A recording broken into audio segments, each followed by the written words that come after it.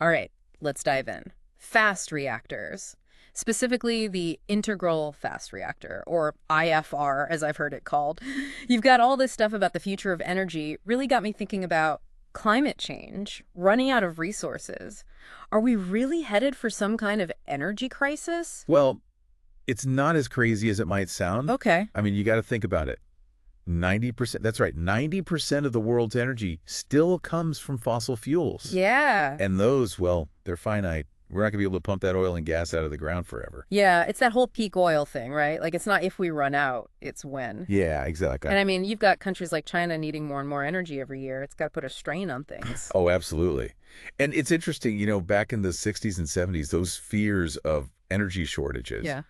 they were very real. It wasn't all just about pollution and stuff. People were seriously worried about running out of fuel. That's actually a big part of what drove that early research into alternative energy, including fast reactors like this IFR we're talking about. So this is something they were looking at decades ago. Oh, yeah. What made these fast reactors so appealing back then? The promise of limitless power.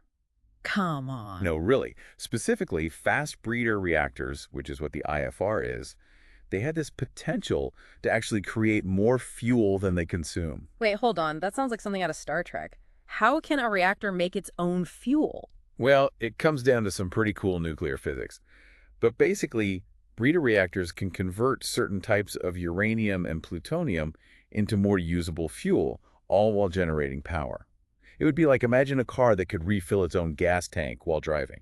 Okay, that is pretty wild. That's the kind of potential we're talking about. All right, so you have these potential energy problems, and then this IFR comes along like a possible solution. Mhm. But how is it different from those conventional nuclear reactors we usually hear about? That's a really important distinction to make. When most people think nuclear reactor, they picture those giant cooling towers, that water vapor. Right, right. That's your typical light water reactor. Uses water as a coolant, uranium dioxide as fuel. Yeah, like the stuff we all kind of sort of learned about back in high school science class. Exactly. Well, the IFR, it throws that image out the window. It uses liquid sodium as a coolant instead of water. Really? And that's actually key to his breeding capabilities. Liquid sodium, like table salt but melted. Isn't that, like, insanely dangerous? It can be. Yeah, that's why the engineering of an IFR is so crucial.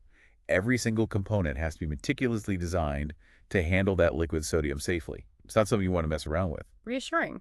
So, sodium coolant, check. What else makes the IFR different? Well, instead of that uranium dioxide fuel, the IFR uses a special metallic alloy of uranium and plutonium. Okay. And this metallic fuel, it's not just a cool sci-fi prop. It has some major advantages over that traditional oxide fuel. Okay, gotta be honest. I'm gonna need the ELI5 version on this one. Sure. Metallic fuel, advantages. What are the highlights? One of the biggest perks, its incredible heat transfer properties. Think about it this way.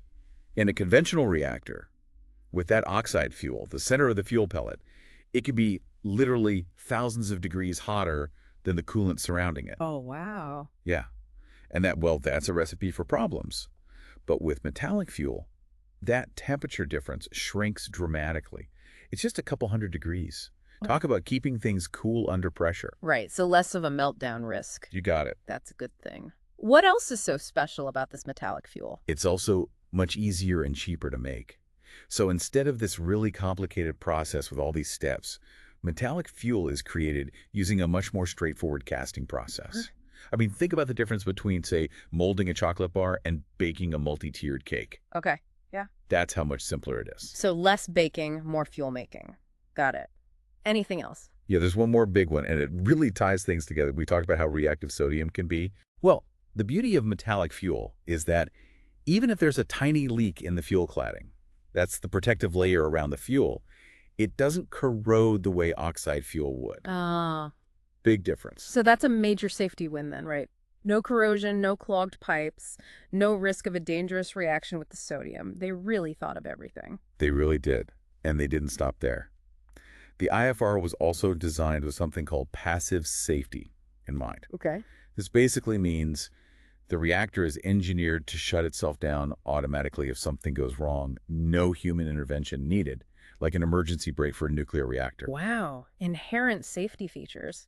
Sounds reassuring, especially given some of those, shall we say, learning experiences the nuclear industry has had over the years. Yeah, it's a huge deal. And it really speaks to how carefully the IFR was designed. Yeah. But let's unpack those advantages a little further. All right, so we've got this passive safety, this liquid sodium, this metallic fuel. Sounds like the engineers behind this IFR were working from a whole different playbook. But what was the strategy here? Why these specific choices? Let's start with that metallic fuel. What makes it so much better than the traditional stuff? Well, it's not just one thing. It's like they hit the jackpot with a whole bunch of advantages. Yeah. We talked about heat transfer, right? Yeah. How metallic fuel keeps the reactor core at a much more even temperature. Right. Less chance of a meltdown. Exactly. But here's what's really fascinating. Hmm? That superior heat transfer. It also makes metallic fuel incredibly efficient. Okay. It can handle a much higher burnup rate than oxide fuel.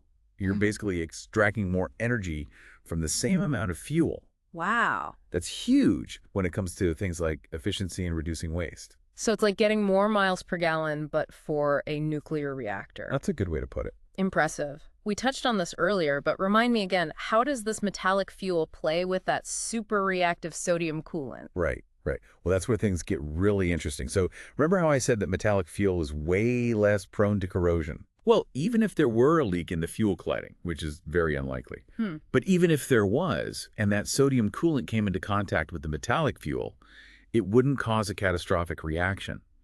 With that oxide fuel, you'd be looking at a much, much riskier situation. Huh.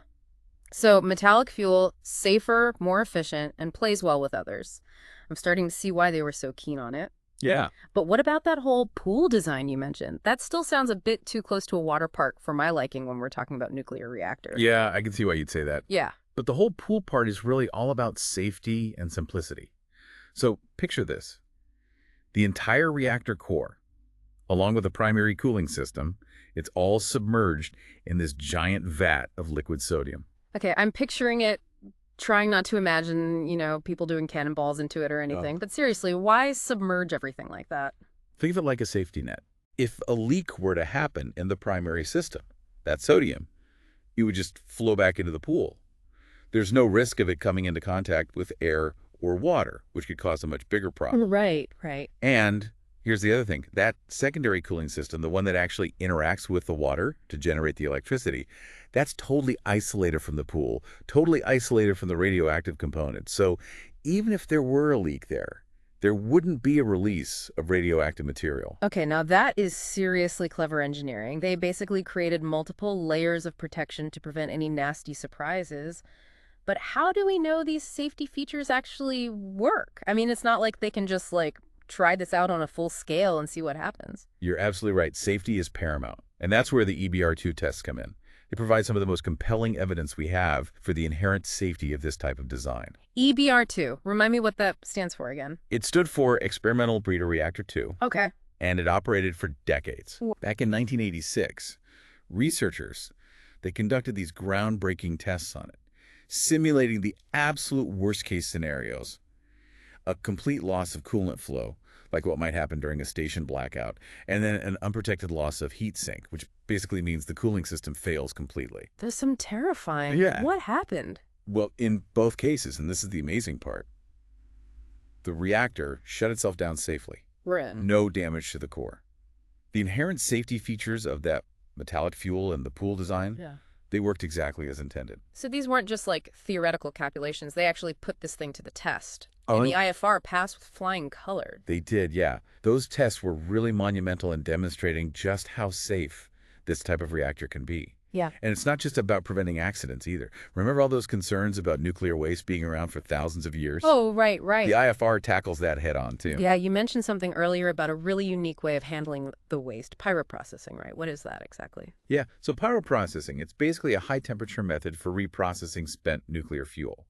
Instead of using those water-based solutions like those traditional reprocessing methods, pyroprocessing uses molten salts and metals.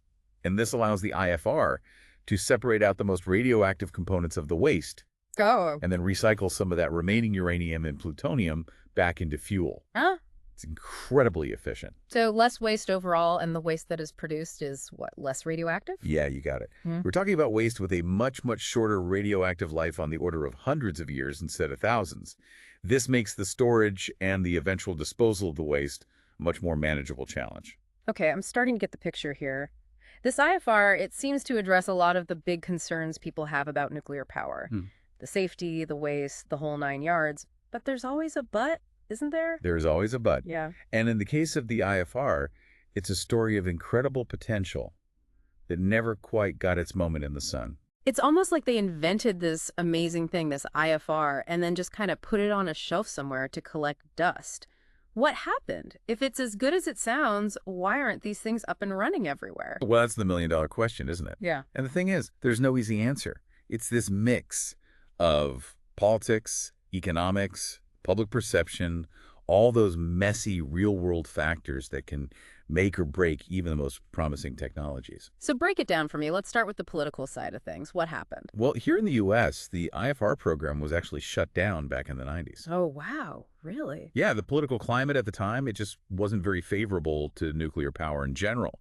You had concerns about cost overruns, the whole Cold War legacy, those high-profile accidents. It all kind of created this perfect storm against any new nuclear development, really. So even with all these safety features of the IFR, the potential to reduce waste, it sounds like public perception just wasn't there. It was a really tough sell at the time. And politically, there wasn't a strong enough push to really overcome all those obstacles. Plus, the economics didn't help.